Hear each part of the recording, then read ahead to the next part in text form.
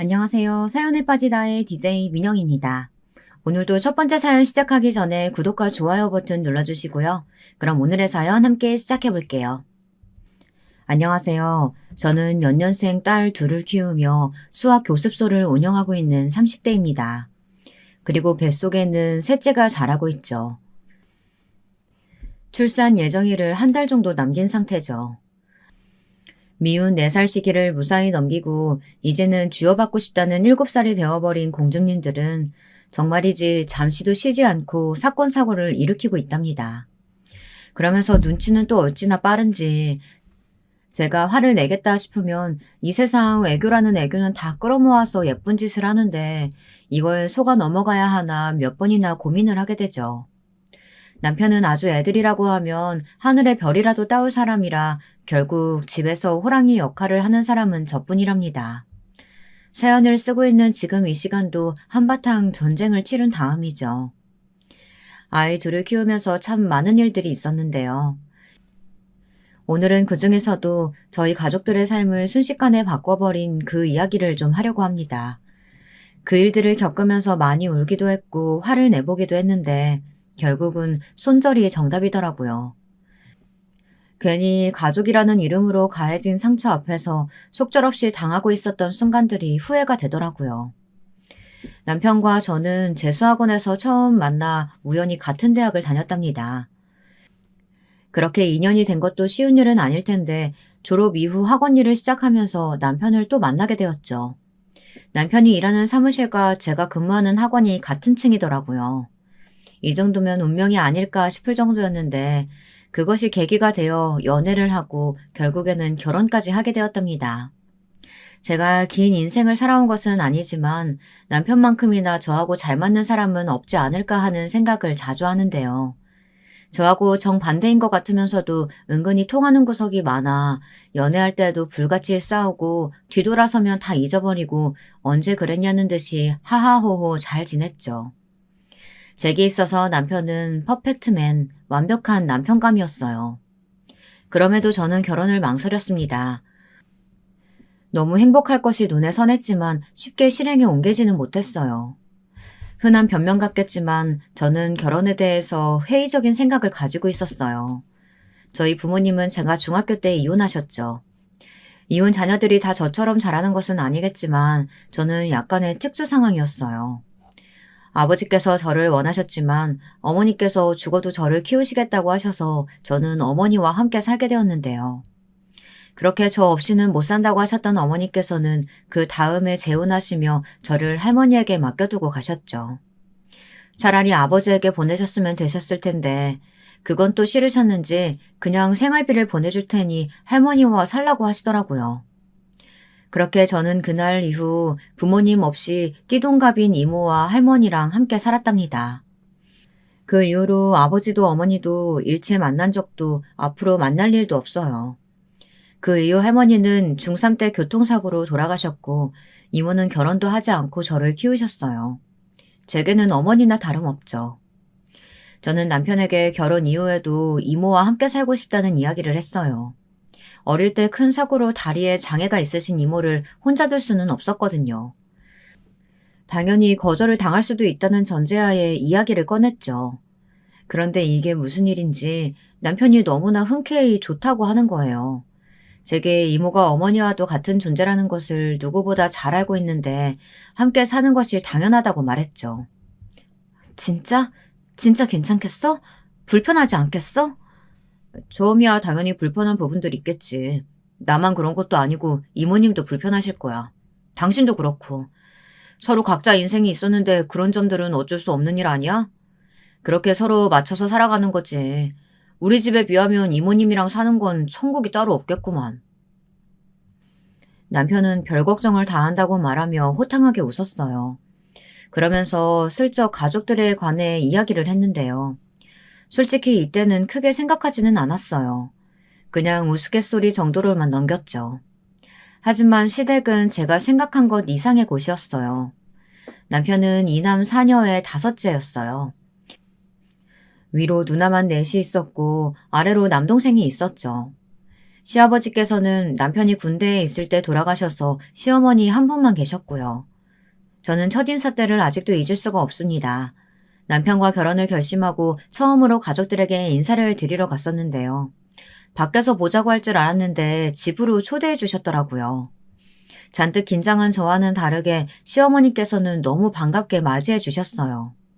이것저것 물어보시면서 나름 화기애애한 식사 시간을 이어가고 있었죠. 그때였어요. 갑자기 시어머니께서 제게 예물이니 예단이니 그런 거추장스럽고 복잡스러운 것은 저희들이 알아서 하면 된다고 하시더니 제게는 딱 한 가지 당부할 것이 있다고 하셨죠. 갑자기 달라진 공기에 저도 무슨 일인가 싶어 겁을 먹었고요. 다른 건 다 필요 없어. 아들, 딱 아들만 낳아. 둘이면 좋겠다만 셋도 좋지. 손자만 안겨주면 내가 다 키울 테니까 걱정하지 말고. 나 다른 건 하나도 안 바란다. 그게 어디 우리 뜻대로 되는 문제도 아닌데 뭘 그렇게 강조하세요. 생기는 대로 저희는 둘만 낳을 거예요. 딸이든 아들이든. 누가 너한테 말했어? 며느리한테 이야기했지. 설마 세아가 너도 그렇게 생각하는 건 아니지? 그이랑 이야기했어요. 저희는 딸 아들 생각하지 않고 그저 둘만 낳아서 잘 키워보자고요. 저는 남편과 사전에 가족 계획에 관해 이야기 나눴던 것이 있어 웃으며 말씀드렸습니다. 아이 문제에 있어서 소극적인 저를 배려해서 남편은 하나만 낳자고 했지만 저는 그래도 둘은 있어야 되지 않겠느냐고 생각했거든요. 혼자다 보니 그렇게 외로울 수가 없더라고요. 물론 형제 사이가 남보다 못한 사람들도 있다고들 하지만 저는 부모님이 이혼하시는 문제를 겪으면서 모든 상황을 혼자서만 견뎌야 하는 것이 힘들었던 기억이 있어 그런지 둘은 되어야 되겠다 싶더라고요. 남편은 아이를 좋아하는 편이라 그렇게 하자고 냉큼 찬성을 했고요. 저는 그 대화를 떠올리고 있었는데 갑자기 시어머니께서 숟가락을 식탁에 소리나게 내려놓으시더라고요. 식탁의 분위기가 삽시간에 무거워졌죠. 시어머니께서는 그럼 딸만 둘 생기면 어떻게 할 것이냐고 물어보셨어요. 남편은 그게 뭐가 문제가 되겠냐는 반응이었죠. 딱딱한 말투에 시어머니의 반응에도 남편은 시큰둥했어요. 저만 초조한 마음으로 두 사람 눈치를 봐야 했죠. 시어머니께서는 냉수를 단숨에 들이키시더니 누구 생각이냐고 물어보셨어요. 방금까지 그렇게 화기애애했던 분위기는 무겁다 못해 숨이 막힐 정도로 차갑게 흘러가고 있었고요. 아직 결혼도 안 했고 아이는 더더욱 생기지도 않았는데 벌써부터 아들 타령하지 마세요. 어머니도 딸이 있으시면서 그렇게 말씀하시면 안 되는 거 아니에요? 솔직히 그저께도 막내 누나 시어머니가 아직 산후조리도 안 끝난 누나한테 아들 낳으라고 한다고 욕을 그렇게 하셨으면서 이 사람한테는 결혼 전부터 그런 말씀을 하고 싶으세요? 상황이 다르잖아, 상황이. 너희 막내 누나 시댁은 아들이 귀한 집이 아니잖아. 우리 집이랑은 다르게. 그리고 아니, 애를 낳고 몸조리 중인 애한테 그게 할 말이니? 그건 사돈이 너무했지. 손이 귀하니 어쩌니 그런 말들 저는 듣기 싫습니다. 다 귀한 사람인데 누구 집에서는 아들이 귀하고 다른 집은 아니고 그런 건 말도 안 되는 소리라고요. 남편은 시어머니의 말씀에 끝까지 물러서지 않고 말했죠. 시어머니께서는 뭔가 강하게 한마디 하고 싶은 눈치셨지만 차마 내뱉지는 못하시고 한숨만 내쉬었죠. 저는 시어머니를 처음 뵙는 자리에서 이런 상황을 맞이하게 될 것이라고는 전혀 생각해보지 않았었거든요. 그래서 뭐라고 반응해야 할지 혼란스럽기만 하다 보니 제가 선택한 방법이라고는 그저 입을 꾹 다물고 두 사람 이야기를 듣는 것이 전부였어요. 시어머니께서는 남편과는 더 이상 이야기가 안 된다고 생각하셨는지 저를 바라보시고는 자신의 당부를 잊지 말라고 하셨답니다. 그날 저녁 왜 시어머니께서 그렇게 아들을 강조하시는지 너무 궁금해서 남편에게 물었어요. 남편은 자기 가족 구성을 보면 알 수 있지 않느냐고 지긋지긋하다는 표정으로 이야기해 주었습니다. 시어머니께서 딸만 넷을 줄줄이 낳는 동안 지독한 시집살이를 겪으셨다고 하시더라고요. 처음 딸을 낳았을 때는 살림 미천이라 생각하고 좋아하셨다가 둘째도 셋째도 그리고 넷째마저도 딸이 태어나자 시어머니께서 처신을 잘못하셔서 조상이 노았다는 둥 자기 집으로 시집와서는 집안의 대를 끊어놓으려고 한다는 둥 온갖 모욕적인 말도 다 참으셔야 했다고 했습니다. 저는 이야기를 듣는 동안 무슨 드라마도 아니고 아직도 그런 집이 있느냐고 물었지만 남편은 정색하며 자신의 집에는 그런 분위기가 있다고 고백했습니다. 순간 저도 혹시 아직도 시어머니께서 그렇게 하시는 건가 걱정돼서 슬쩍 물어봤어요. 남편은 시어머니께서 특별히 겉으로 하시는 말씀은 없으셨지만 그래도 적잖게 남아있을 것이라고 했죠. 저는 시어머니를 만나고 와서는 어쩌면 시집살이가 생각보다 순탄치 않겠다는 느낌을 가득 받았습니다. 하지만 남편의 말처럼 시어머니와 한 집에 살 것도 아닌데 적당히 맞춰주는 것으로 합의를 보기로 했습니다. 그리고 첫 인사를 드리고는 얼마 되지도 않았는데 시어머니께서 막무가내로 자신과 갈 곳이 있으니 남편에게 비밀로 하고 나오라고 말하시더라고요. 어딜로 가느냐고 물었지만 대답하지 않으셨어요. 예약을 해뒀으니 거절하면 안 된다고 하시는데 할 말이 없더군요. 다음날 시어머니가 부르신 곳으로 갔는데요.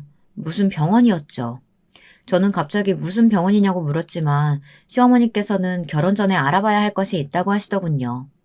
이런저런 검사를 한 뒤에 의사 선생님께서는 제가 자궁이 참편이라는 말씀을 하셨어요. 하필 자궁이 차갑다니 이게 다 무슨 일이야. 사전에 알아봤으니 망정이지. 몰랐으면 큰일 날 뻔했지. 하여튼 그 도령 말을 듣길 잘했다니까. 세아가 너 앞으로 일주일에 3번은 이곳에 와서 치료받아야 되니까 시간 예약 잘해두고. 치료요? 어머님 무슨 치료를 말씀하시는 거예요? 약 지으러 오신 거 아니에요?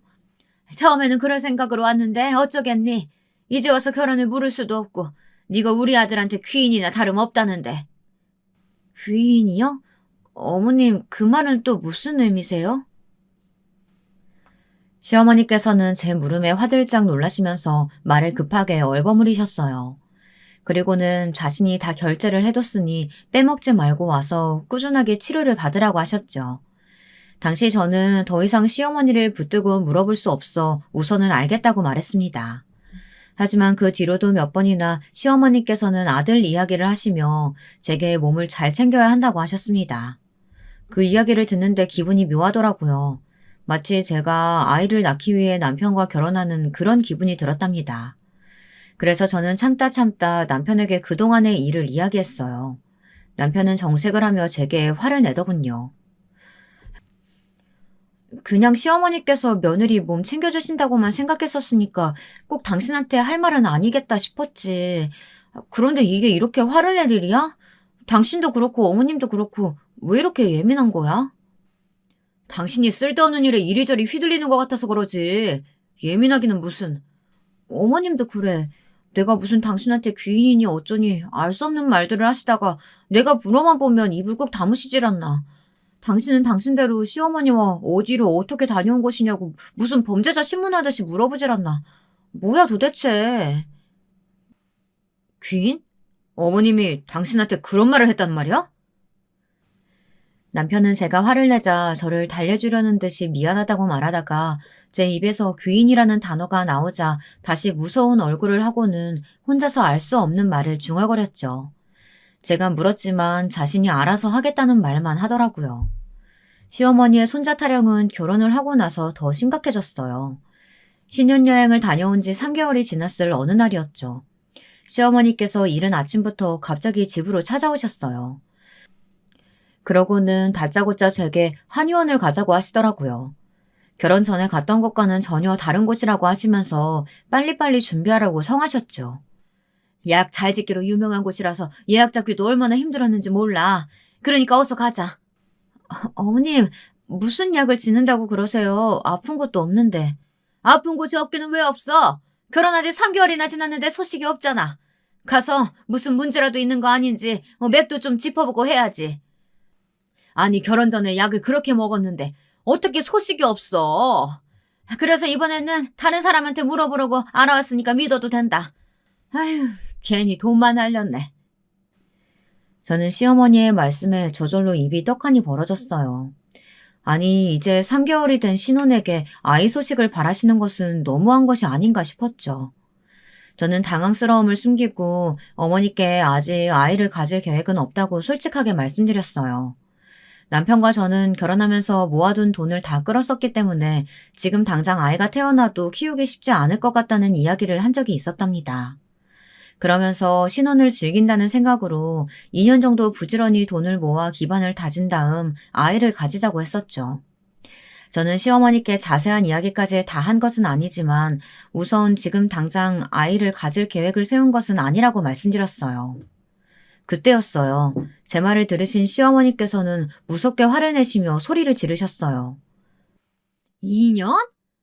아니, 아이가 너희가 원한다고 쉽게 가질 수 있는 줄 알아? 지극정성 들여도 생길까 말까 하는 거야. 말 같지도 않은 소리 한다, 진짜. 도대체 누구 머리에서 나온 생각이야? 혹시 세아가 생각이냐? 아이 늦게 갖자는 말? 저와 그이 두 사람의 생각이에요. 어머니, 그이가 천천히 가지고 싶다고 했고 저 역시도 그러자고 했어요. 어머님, 아이 문제는 저희 부부한테 맡겨주세요.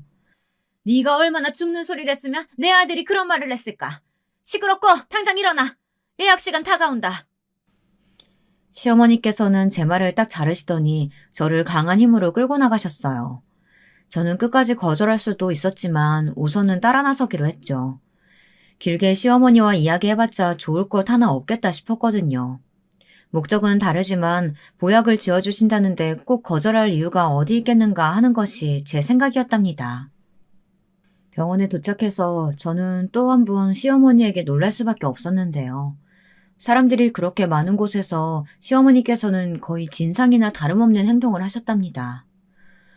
자궁이 좀 찬 편이네요. 여사님 말씀처럼 아이가 잘 들어서려면 자궁이 따뜻해야 되는데 우선은 약을 좀 쓰도록 할게요. 제 친구한테 들었는데 침치료도 있다면서요. 약이랑 침치료랑 다 부탁드려요. 지금 받아도 되죠? 당장에 침치료까지는 안 하셔도 괜찮아요. 며느님께서 다른 문제가 있으신 것도 아니고 그저 자궁이 좀 찬 것뿐이어서 약으로도 충분하답니다. 그게 무슨 소리예요? 할 수 있는 건 다 해주세요. 무조건 아들 낳아야 되니까. 아들이 생길 수 있도록 하는 그런 약이요. 시어머니께서는 치미니 뜨미니 뭐든 좋으니 다 해달라고 하시면서 저를 보시며 한숨을 쉬셨어요. 사람 좋아 보이는 한의사 선생님께서는 시어머니와 같은 사람들을 많이 겪어보신 덕분인지 지금은 오히려 독이라고 하시면서 딱 잘라 거절하셨죠. 시어머니께서는 몇 번이나 요구하셨지만 그 단호한 반응에 결국은 포기하셨어요. 시어머니께서는 남편의 약도 함께 부탁을 하시며 꼭 아들을 낳을 수 있도록 약을 해달라고 하시더라고요. 시어머니의 말씀에 당황하신 한의사 선생님께서는 그런 약이 어디 있겠느냐고 하셨지만 시어머니께서는 예전에는 다 그런 것도 있었는데 왜 없냐며 오히려 따지기 시작하셨죠. 정말이지 얼굴이 다 화끈거리더라고요. 한의원을 나오셔서도 시어머니께서는 계속해서 짜증을 내셨어요. 이 한의원을 추천해준 지인으로 추정되는 사람에게 전화를 걸더니 아들 낳는 약을 지어달랬는데 그런 것이 어디 있느냐는 이야기를 들었다며 돌팔이 아니냐고 하셨어요. 목소리가 어찌나 큰지 지나가는 사람들이 다 한 번씩 쳐다보더라고요. 정말이지 쥐구멍이라도 있다면 숨고 싶었죠. 이모에게 하소연도 했지만 이모는 그냥 손자가 보고픈 할머니 마음이라고 생각하고 넘어가라 충고해 주었습니다. 남편이 야근을 마치고 돌아왔을 때 저는 낮에 시어머니와 함께 병원에 다녀왔다는 이야기를 꺼냈어요. 이모가 해준 충고까지 하나도 빼놓지 않고 다 이야기했죠. 제 이야기가 이어지는 동안 남편의 얼굴은 시시각각으로 변하더군요. 그러더니 제 이야기가 끝나자마자 앞으로는 절대 시어머니를 따라서 가지 말라고 하면서 그런 약은 필요 없다고 하더라고요. 너무 무서운 얼굴로 제게 다짐을 받듯이 말하는 남편을 보면서 저는 알겠다고 대답했지만 속으로는 의문점이 가득했어요. 이틀 뒤 시어머니께서는 약을 직접 가져오셔서는 냉장고에 차곡차곡 넣으셨어요. 그러면서 아무리 바쁘더라도 절대 빼먹어서는 안 된다고 하셨죠. 그리고는 요상한 부적을 꺼내시고는 안방으로 성큼성큼 들어가셨어요. 순식간의 일이었죠. 저는 너무 놀라서 시어머니께 어디 들어가시냐고 물었지만 시어머니께서는 거침이 없으셨어요. 저는 바쁜 걸음으로 시어머니를 따라 들어갔습니다. 시어머니께서는 침대 머리맡에 있던 2개의 베개에 부적을 넣으시고는 절대 빼지 말라고 하셨어요. 그리고는 침대 아래에도 마찬가지로 넣어두셨죠. 어머니, 지금 뭐 하세요? 베개에 넣으신 것은 뭐고 침대 아래에는 뭐예요? 보면 모르니? 내가 예전부터 다니는 곳에서 크게 돈 쓰고 받아왔어. 아들 낳게 해준다고 하니까 절대 빼지 말고 베개 커버 바꾸는 일이 있어도 이 부적은 절대 빼면 안 된다. 부적이라니, 어머니, 저희 그런 거 필요 없어요. 저희가 결혼한 지 1년이 된 것도 아니고 아직 한창인데 뭐하러 이것까지 준비하세요. 뭐든 할 수 있는 건 다 해야지. 아들만 낳을 수 있다면 못할 게 뭐가 있어? 그리고 소파에도 좀 둬야 되는데. 시어머니께서는 저의 만류에도 불구하고 집안 곳곳에 부적을 숨겨두셨어요. 그리고는 절대로 남편에게 말하지 말라고 하더군요. 남편은 이런 미신을 엄청 싫어하니까 집안 시끄럽지 않게 저와 시어머니만 아는 것으로 하자고 말씀하셨죠. 너희 남편 내가 이렇게 한 거 알면 또 난리 나니까 절대 말하지 말고. 새아가랑 나만 아는 비밀이다. 알겠지? 괜히 모자 사이 멀어지게 만들 생각 아니면 끝까지 모른 척해. 괜히 시끄럽다. 그이가 그 정도로 싫어하는데 이렇게까지 하셔야겠어요? 뭐가 어때서? 이렇게 해서 네 뱃속에 귀한데 손자만 생긴다면야 못할 일이 뭐가 있겠어? 저는 남편이 싫어할 행동임에도 굳이 왜 시어머니께서 이렇게 하시는 건지 조금도 이해가 되지 않았어요. 여러분들은 어떠신가요? 저도 점이나 미신을 어느 정도는 믿는 편이라서 새해가 시작되면 사주도 확인하고 종종 타로도 보러 가거든요. 유명하다는 곳을 찾아간 적이 있기는 했지만 부적은 처음 봤답니다. 시어머니께서 단단히 단속을 하고 가신 뒤로 안방으로 들어가는 것이 좀 망설여졌어요. 소파에 앉는 것도 뭔가 이상한 기분이 들었죠. 고작 종이 가지고 뭐 그렇게 야단이냐고 하실 수도 있겠지만 하여튼 저는 좀 기분이 편하지 않았어요. 저녁에 퇴근한 남편에게 약을 내밀며 시어머니께서 빼놓지 말고 먹으라고 했다고 말했습니다. 남편은 자신은 먹지 않겠다고 했는데 뭐하러 챙겼냐고 한 소리 들었죠. 박서방도 너무 그러지 말고 그냥 보약이다 생각하고 먹으면 되지. 그렇게 화낼 일은 아닌 것 같은데. 아니 이모님도 생각해보세요. 무슨 우리가 자식 낳는 기계도 아니고 제가 분명히 그런 행동은 하지 말아달라고 부탁을 했는데도 이렇게 나오시니까 그러죠. 나도 마음이 편한 건 아닌데 그래도 어머님이 주신 거니까 챙겨 먹자. 너무 화만 내지 말고. 남편은 싫어 죽겠다는 얼굴로 약을 받았어요. 그 뒤로도 몇 번이나 시어머니께서 때때마다 약을 지어주시며 아이 소식을 물으셨답니다. 하지만 특별한 변화는 없었죠. 시어머니께서는 돌팔이 아니냐고 화를 내셨지만 저는 묵묵히 시선을 다른 곳으로 두며 시어머니의 말씀을 흘려들었답니다. 시어머니의 행동에 변화가 생긴 것은 다음해 시동생이 결혼을 하면서였어요. 연상 연하 커플이라고 시어머니께서 처음에는 무척이나 반대를 하셨지만 무슨 일이 있었는지 갑자기 행동을 싹 바꾸시더라고요. 죽어도 결혼은 안 된다고 하셨던 분이 말을 바꾸자 동서는 의외라는 반응이었답니다. 제게 동서가 생기고 나서부터 시어머니의 아들 타령은 2배가 되었어요. 저만 데리고 가시던 한의원에는 이제 동서도 함께 다니게 되었죠. 그런데 동서는 저와는 다르게 아무렇지 않아 보이더라고요. 시어머니께서 나이도 많으니 침 치료도 받아야 하는 것 아니냐고 하셨지만 동서는 싫어하는 내색도 없이 온갖 치료까지 무덤덤하게 받았죠. 한 번은 제가 너무 신기해서 물었던 적이 있었는데요. 동서는 괜찮아요? 어머니께서 저렇게 손자 타령하시는데도? 뭐 좋은 기분은 아니지만 그렇다고 못할 짓은 아니잖아요. 귀찮기는 해도 어머니 저렇게 하시는 것도 다 자기 만족 때문인데 뭐라고 하겠어요. 그냥 분 풀리실 때까지 두는 거죠. 좀 맞춰드리다 보면 제 풀에 지치지 않으시겠어요? 동서는 마치 이미 모든 것을 초월한 사람처럼 말했어요. 저는 별난 시어머니 그 이상으로 동서도 만만치 않구나 싶었습니다. 시어머니의 정성이 통한 것인지 저는 동서가 들어오고 나서 얼마 되지 않아 첫 아이를 임신했어요. 정말이지 그렇게까지 시어머니께서 기뻐하실 거라고는 기대하지 않았는데 아이가 생겼다는 말을 전하는데 시어머니께서 벌떡 일어나셔서는 저를 꼭 껴안고 너무 잘했다고 하시더라고요. 그리고는 이제 겨우 육주된 아이의 성별부터 물어보셨죠. 병원에서는 뭐라고 해? 아들이라 그래? 파란색이라고 그러지? 그걸 벌써 어떻게 알아요? 그리고 설사 알게 된다고 해도 저희는 물어볼 생각 없어요. 어머니, 저희는 성별이 무엇이든 크게 신경 쓰지 않으려고요. 병원에서는 16주가 넘어가면 알 수 있다고 하던데 저희는 미리 알고 싶은 생각은 없거든요. 답답한 소리 하네, 진짜. 아니 너희는 아들인지 아닌지 궁금하지도 않아? 어떻게 그렇게 남자식 얘기하듯 얘기할 수가 있어? 왜요? 딸이면 낳지 말까요? 딸이면 아이를 지우기라도 하란 말씀이세요? 시어머니께서 집요하게 아이의 성별을 확인해야 한다고 말씀하시자 남편이 버럭 소리를 질렀어요. 저도 깜짝 놀랄 정도였답니다. 남편의 말에 시어머니께서 그런 의도로 물어본 것은 아니라고 하시면서 방금까지 화를 내시던 모습은 어디로 가고 목소리가 점점 줄어드셨죠. 남편은 한 번만 더 성별 어쩌고 하시면 그냥 넘어가지 않겠다고 으름장까지 놓더군요. 아마 저만 있었더라면 시어머니께서는 어떻게든 제 마음을 돌리기 위해 윽박을 질러가며 이야기하셨겠지만 남편 앞이라서 그런지 금방 알겠다고 하시면서 물러나셨죠. 저는 앞으로 아이가 태어날 때까지 이런 일들이 반복될 것이라고 생각하니 한숨이 나왔어요. 그런데 아이는 우리 부부에게만 찾아온 것이 아니었어요. 이게 무슨 운명의 장난인지 제가 임신 3개월이 되자 동서도 임신을 했죠. 시어머니께서는 며느리 둘 다 임신을 했다는 것이 너무나도 만족스러운지 입이 귀에 걸리셔서는 온 동네에 자랑하고 다니시길 바쁘셨답니다. 그러고는 저도 동서도 아들을 낳게 해달라고 기도를 하러 다니기 시작하셨죠.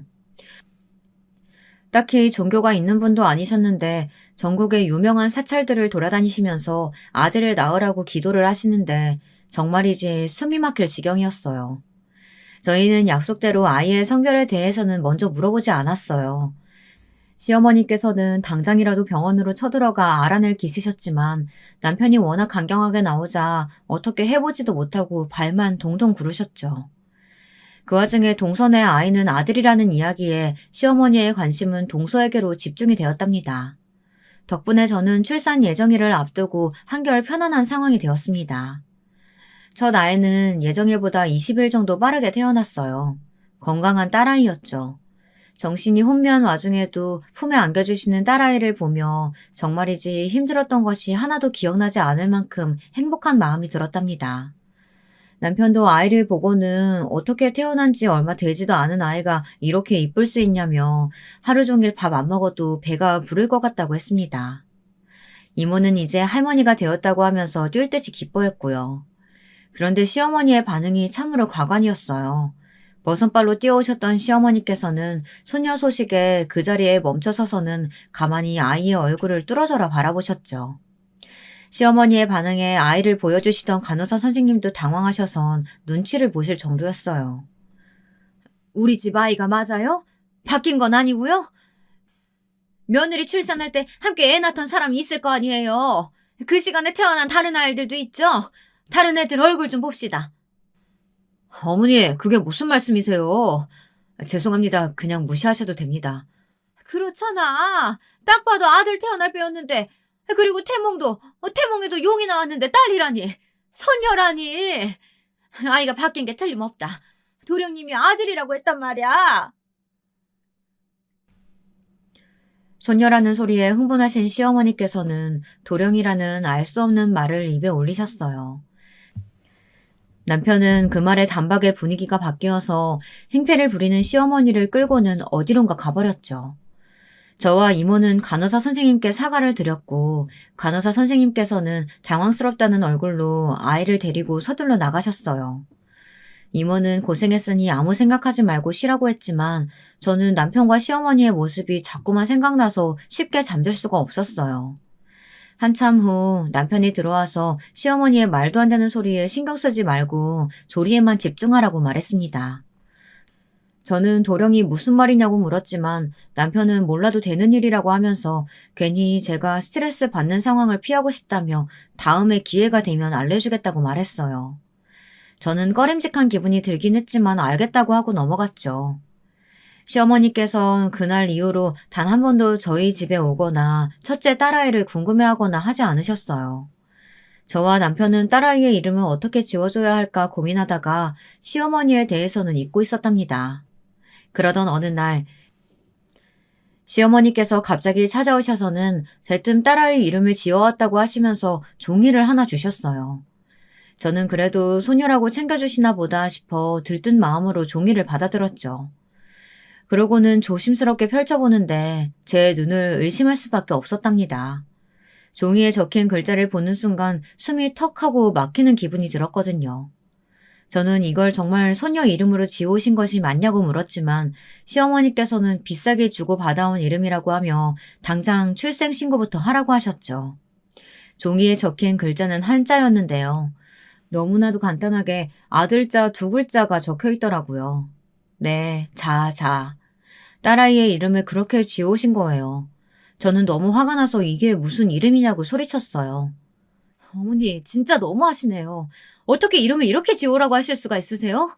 아들 자만 두 개라뇨. 장난이시죠? 내가 이름 가지고 장난칠 것이 뭐가 있어? 이렇게 이름을 지어야 다음에 아들을 낳는다고 하잖아. 그러니까 잔말 말고 이렇게 해. 얼마나 부르기 쉬워. 쓰기도 쉽고. 딸아이 이름이 이 정도면 감지덕지지. 어머니, 진짜 왜 이러세요? 저 첫인사 갔을 때 뭐라고 하셨어요? 막내 형님의 시어머니가 아직 몸조리도 하지 않은 막내 형님 앞에 두고 아들 낳으라고 재촉하셨다는 소리에 제정신 아니라고 욕하셨다면서요. 지금 어머님 하시는 일이 그 상황이랑 뭐가 달라요? 어떻게 딸아이 이름을 그렇게 하라고 하세요? 절대 못해요. 뭐? 못해? 왜 못해? 아들도 못 낳은 죄인이 왜 못해? 딸아이 이름이 차자면 어떻고 말자면 어때?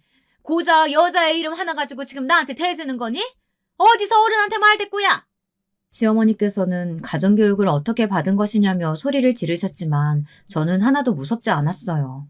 말도 안 되는 이름을 가져와서는 제 딸아이에게 붙이라고 강요하시는 시어머니를 어떻게 좋게 볼 수 있겠어요.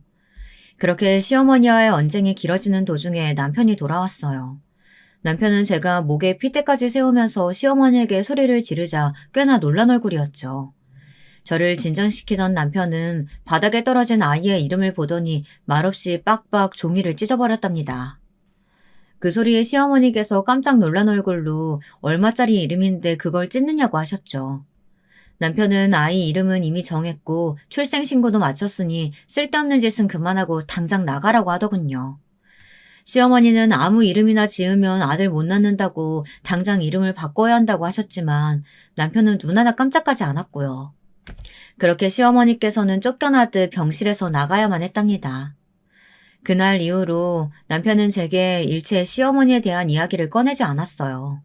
그리고 퇴원해서 집으로 돌아온 이후로도 형님들이 찾아오는 것은 막지 않았지만 시어머니께서 오신다고 하면 정색을 하고 거절을 하더군요. 처음에는 몇 번이나 오시던 시어머니가 동서가 아이를 낳자 발길을 완전히 끊어버리셨어요. 동서가 아들을 낳았거든요. 시어머니께서는 뛸 듯이 기뻐하시면서 유명한 곳에 가서 100만 원을 주고 이름을 받아왔다고 하시면서 동선의 아들에게 박영훈이라는 이름을 지어오셨죠. 그 이름을 전해 들은 저는 딸아이 이름이라고 받아온 그날을 생각하며 또 화가 치밀어 올랐어요. 하지만 애써 분을 삼켜야 했답니다.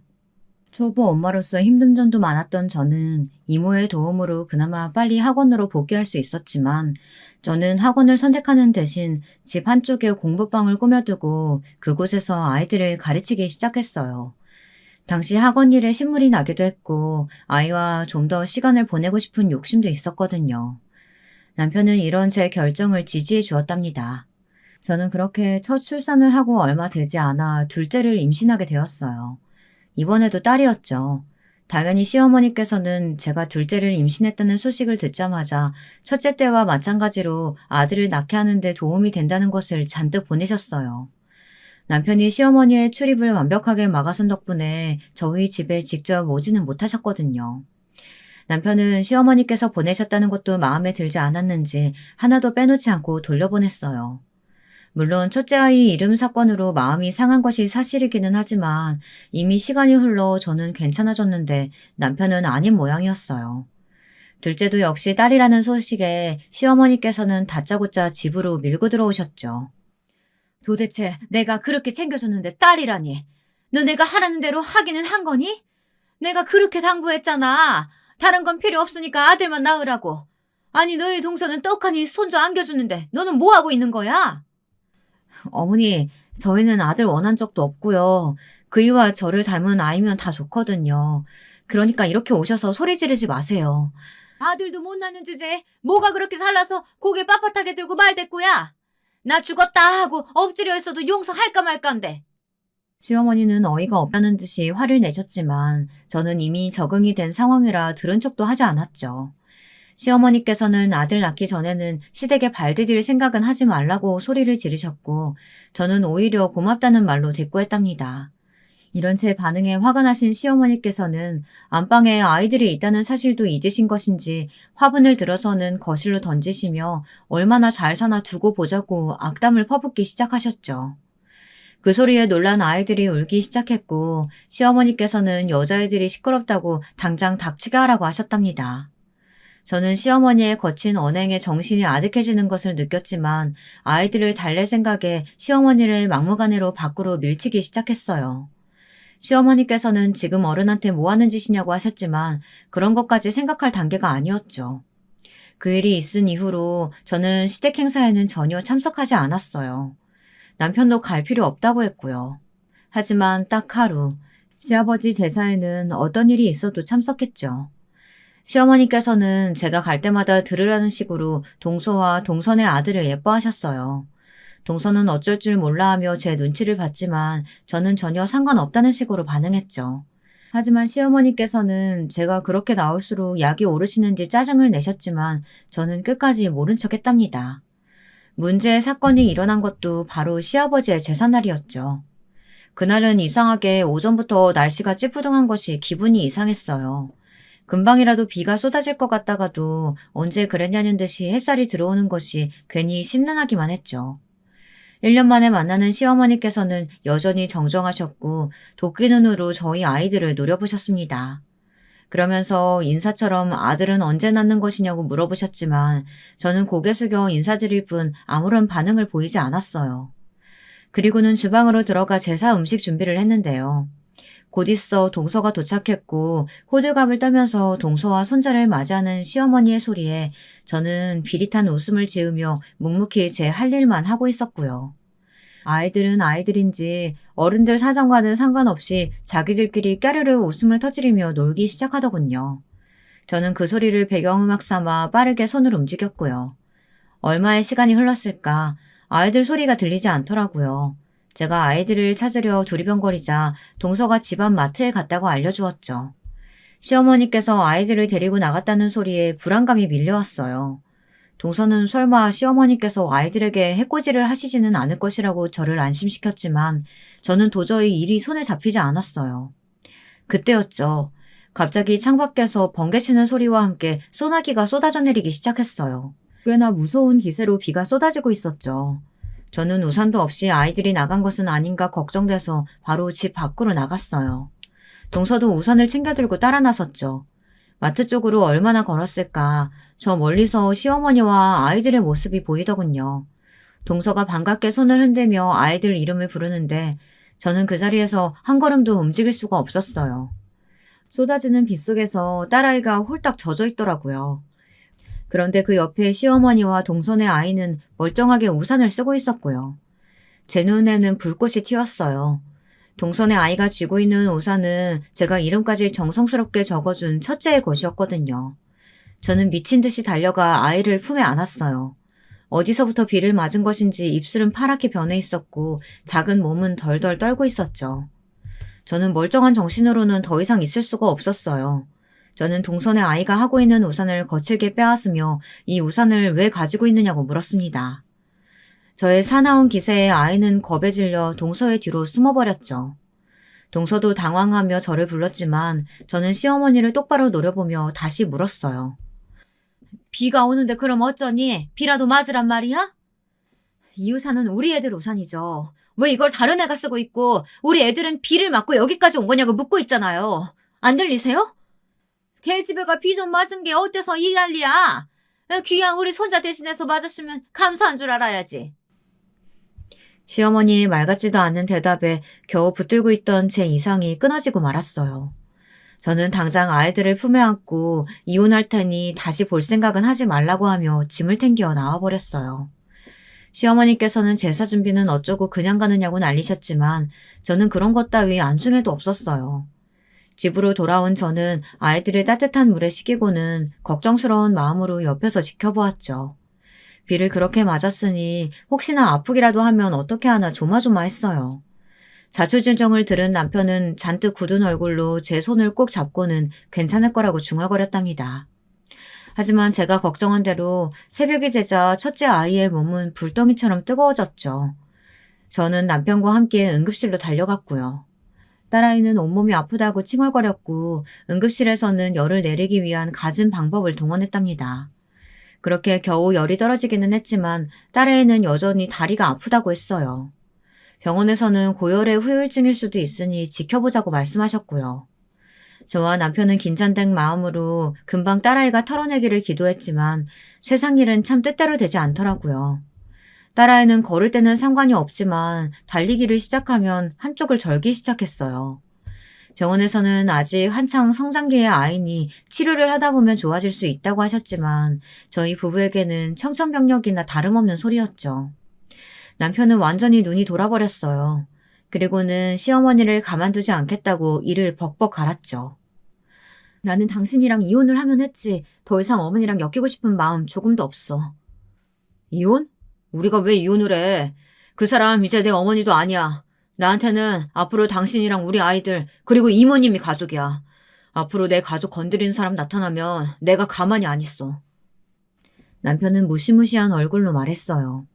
그렇게 저희는 시어머니와의 연결고리를 완벽하게 끊어내기 위해 이사를 가기로 했어요. 아무도 모르는 곳으로 말이죠. 저나 이모는 새로운 곳에서 다시 시작해야 한다는 불안감이 있기도 했지만 아이들을 위해서라면 그런 것쯤은 아무것도 아니었죠. 그렇게 이사 준비로 바쁜 어느 날 시어머니께서 전화를 하셨어요. 물론 이전에도 몇 번이나 연락을 주셨지만 저는 깔끔하게 무시하고 있었거든요. 그런데 그날따라 유독 전화를 계속 하시더라고요. 평소라면 이미 끊었을 전화를 말이죠. 저는 최대한 감정을 죽이고 전화를 받았어요. 미쳤어? 내가 뭘 잘못했다고 이 난리야? 전화를 받자마자 시어머니께서는 차마 입에 올릴 수도 없는 욕을 내뱉으시며 화를 내셨어요. 저는 무슨 일이시냐고 전화 잘못 거신 것은 아니냐고 물었죠. 하지만 시어머니께서는 더 길길이 뛰시면서 갑자기 자신의 뒤통수를 치는 이유가 뭐냐고 따지셨어요. 저희가 뭘 잘못했다고 이렇게 난리세요. 어머니께 무슨 일 생기셨다면 그건 다 업보가 아닐까요? 우리 첫째 그렇게 죽되 살아나게 만드셨으면서 양심의 가책은 조금도 들지 않으시나 봐요. 양심? 내가 뭘 잘못했는데? 그럼 그 상황에서 손자가 비 맞도록 뒀어야 한다는 말이냐? 그 귀한 아이를? 그렇게 귀하시면 어머님이 우산 쓰지 말고 아이들한테 양보하지 그러셨어요. 왜 우리의 우산을 빼앗아서 주신 건데요? 어머니 때문에 첫째가 무슨 일을 겪었는지 상상이라도 해보셨어요? 시어머니께서는 고작 아이가 아픈 것으로 자신에게 이렇게 하는 것은 말이 되지 않는다고 하며 당장 원상태로 돌려주라고 하셨어요. 저는 아는 것이 없으니 이만 전화를 끊겠다고 말하고는 시어머니의 대답도 듣지 않고 바로 전화를 끊어버렸죠. 시어머니께서 조금의 반성조차 하지 않을 것이라는 사실은 어느 정도 예상하고 있었지만 그 소리를 직접적으로 듣다 보니 더 소름 돋고 화가 치밀어 올랐어요. 시어머니께선 지치지도 않고 계속해서 전화를 하셨지만 저는 아예 차단까지 해두고는 모른 척을 했어요. 얼마 후 집으로 동서가 찾아왔어요. 하얗게 질린 얼굴을 한 동서는 제게 할 말이 있다고 했죠. 저는 아이들을 이모에게 맡기고는 동서와 마주 앉았어요. 동서가 나쁜 것이 아니라는 것쯤은 저도 잘 알고 있었지만 마음이 편하지는 않더라고요. 동서도 마찬가지였고요. 미묘한 공기가 흐르는 것도 잠시 동서는 깜짝 놀랄 만한 일을 이야기하기 시작했어요. 원래 시아버지께서 운영하고 계시던 회사가 있었는데 남편도 서방님도 회사에는 관심이 없어서 전문 경영인을 꾸리고 있었다고 하더라고요. 그런데 그 경영인이 사실은 시어머니와 잘 아는 사이로 몰래 회사 돈에 손을 대고 있었다고 말이죠. 남편이 주식을 가지고 있다는 것은 알고 있었지만 그 속사정까지는 모르고 있던 저로서는 충격이 꽤나 컸답니다. 형님은 모르고 계셨던 것 같은데 어머니께서 계속해서 뒷돈을 챙겨주셨던 모양이에요. 그이 말로는 규모가 상당하다고 하는데 그걸 갑자기 감사팀에서 걸고 넘어지셔서 지금 어머님 상황이 많이 심각해요. 그이도 따로 계산을 해봤다는데 그동안 가져가신 돈이 억대는 된다고 하더라고요. 아니, 동서는 알고 있었어? 그이는 나한테 한마디도 하지 않았는데. 저도 며칠 전에 알았어요. 아주버님께서 집에 오셔서는 감사팀에 신고했다고 하시면서 어머니께서 그동안 횡령하셨던 돈에 대해 다 이야기하시더라고요. 형님도 아시겠지만 그이가 회계사무소에 다니잖아요. 혼자서 이것저것 확인해 보더니 그냥 넘어갈 수준은 아니라고 한숨을 쉬더라고요. 저는 그제야 왜 시어머니가 전화를 걸어 그 난리를 쳤는지 이해가 되었어요. 아무래도 법적으로 문제가 생기니 발등에 떨어진 불이라도 꺼볼 생각으로 전화를 하신 모양인데 저는 그 불을 꺼줄 생각이 전혀 들지 않았답니다. 동서는 이렇게 가다가는 시어머니께서 교도소에 가실 수도 있다고 하면서 아무래도 그 일은 막아야 하지 않겠냐고 하더군요. 내가 왜? 내가 무슨 수로 그 일을 막아? 감사팀에서 움직였다며. 법적으로 문제가 크다며. 그런데 내가 무슨 힘이 있어서 막느냐고. 그래도 아주버님께서 신고하셨다고 하니까 어떻게 말려보시면. 굳이? 나는 이미 어머니랑 인연 끊기로 마음먹었는데 어머님이 어떻게 되시던 나하고는 상관없어. 앞으로도 쭉. 그러니 어머니를 어떻게든 구제하고 싶은 마음으로 찾아왔다면 번지수 잘못 찾았어. 그날 상황 다 알면서 동서도 나한테 이렇게 와서 말하는 거 쉽지 않았겠지만 두 번 다시 이 문제를 거론하지 않았으면 해. 저는 단호하게 동서에게 말했어요. 동서는 어느 정도 예상을 했다는 듯이 고개를 끄덕이고는 가버렸죠. 그날 이후 시어머니가 어떻게 되셨는지는 모르겠습니다. 징역살이를 하셨는지 아니면 벌금으로 집이고 뭐고 다 빼앗기셨는지 제게는 중요하지 않으니까요. 그저 자신이 무슨 짓을 저질렀든 우리 딸아이가 아팠던 것에 100배만큼만 고생을 했으면 좋겠네요. 오늘의 제 사연 끝까지 들어주셔서 감사합니다.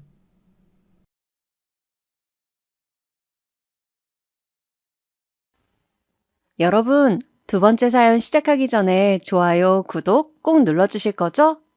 그럼 두 번째 사연 바로 시작합니다. 안녕하세요. 저는 서울에 거주하고 있는 50대 여자입니다. 제가 최근에 일어났던 일을 주변에 말했더니 다들 제 이야기를 제보해보라고 하더라고요. 그래서 평소에 워낙 즐겨 들었기 때문에 제보하게 되었어요. 저는 저에게 일어났던 일이라 그런가 굉장히 통쾌했었는데 여러분들도 들으시면서 재밌게 즐겨주셨으면 좋겠습니다. 제가 할 얘기는 저희 시댁 형님 얘기예요. 일단 사랑하는 우리 가족 소개를 먼저 하고 시작할게요. 저는 사랑하는 남편과 딸 2명이 있는 가정주부예요. 남편은 제가 고등학교를 졸업하고 만나게 되었어요. 집안 형편이 좋은 편이 아니라 저는 대학에 가지 않고 바로 취업했었어요. 그때 당시엔 저 같은 사람이 많았어요. 그렇게 첫 회사에 취업했는데 거기서 지금의 남편을 만나게 되었죠. 남편은 회사 정직원이었는데 제가 첫눈에 반했어요. 하지만 저는 제가 실질적인 우리 친정의 가장이었고 또 저는 고등학교만 졸업하고 바로 취업했으니까 남편에게 먼저 다가가진 못했어요. 그러나 정말 다행히도 남편도 저를 마음에 들어 했었대요. 그렇게 남편의 적극적인 구애 덕분에 저희는 연애를 시작하게 되었어요. 남편과 연애를 하다 보니 정말 생각보다 훨씬 더 진국이더라고요. 배려가 몸에 배어있는 사람이었고 정말 다정했어요. 이런 사람과 살면 고생은 안 하고 살 것 같았어요. 대화도 잘 통하고 관심사도 많아서 어찌나 재밌었는지 몰라요. 그래서 저는 남편을 매우 사랑해서 결혼하고 싶었지만 막상 현실로 다가오니 우리 친정 집안의 사정이 매우 걸리더라고요. 그래서 처음에 남편이 결혼하자고 했을 때 매우 망설였어요. 하지만 남편이 자기만 믿고 결혼하자고 해서 바로 결혼을 결심하게 되었어요. 우리 친정에서는 남편이 서울에 있는 대학도 나오고 회사도 멀쩡하게 잘 다니고 있으니 너무 환영해 주었죠. 오히려 저한테 절대 남편을 놓치지 말라고 하셨어요. 친정엄마는 아직도 저보고 제 인생 중에 제일 잘한 짓이 지금 남편과 결혼한 거라고 하더라고요. 그렇게 우리 친정은 정말 열렬한 환영으로 남편을 맞이했어요. 남편도 첫인사부터 우리 친정 부모님께 어찌나 잘했는지 몰라요. 사실 친정이 잘 사는 편은 아니라 집을 보여주는 것도 매우 부끄러웠는데 남편은 전혀 내색하지 않았어요. 그런 점을 보고 저도 이 사람이다 라고 확신을 얻게 되었죠. 그렇게 우리 친정에선 아무도 반대하지 않았지만 문제는 시댁이었어요. 남편은 아버지가 초등학교 때 돌아가셨다고 했어요.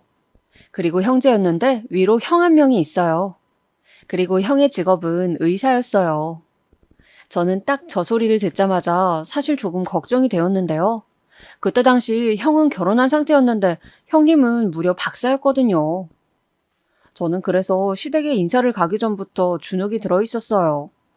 남편은 형이 아버지도 아니고 오히려 어머니는 사람 됨됨이가 중요하다고 늘 말씀하신다며 저를 안심시켜 주었어요. 하지만 아무래도 저는 걱정을 쉽게 떨칠 수가 없더라고요. 그렇게 상견례 전 아주버님과 형님을 미리 만나보게 되었어요. 제가 너무 떠니까 남편이 시어머니를 보러 가기 전에 미리 형네 부부를 보자고 하더라고요. 그래서 서울 종로에 있는 그때 당시 유명한 찻집에서 아주버님과 형님을 처음 보게 되었어요. 시어머니는 아니지만 저는 그래도 남편의 가족을 처음 보게 되는 거잖아요. 그래서 정말 잘 보이고 싶은 마음이 컸어요. 그래서 남편하고 며칠 동안 얘기한 끝에 둘이 고민해서 선물도 마련해서 갔어요. 저는 아직도 그날이 생생하게 기억나요. 아주버님과 형님의 첫인상은 정말 강렬했어요. 의사와 박사여서 그런가 정말 옷부터 태가 나더라고요. 저는 그 자리에서 자신이 너무 초라하게 느껴졌어요. 그래도 아주버님은 계속 재수 씨 긴장 풀라고 편하게 대해주셨어요. 그런데 형님은 묘하게 저에게 신경전을 벌이시더라고요. 여자분들은 잘 아실 거예요. 제가 무슨 말을 하면 자꾸 딴지를 거는 듯한 말을 하더라고요.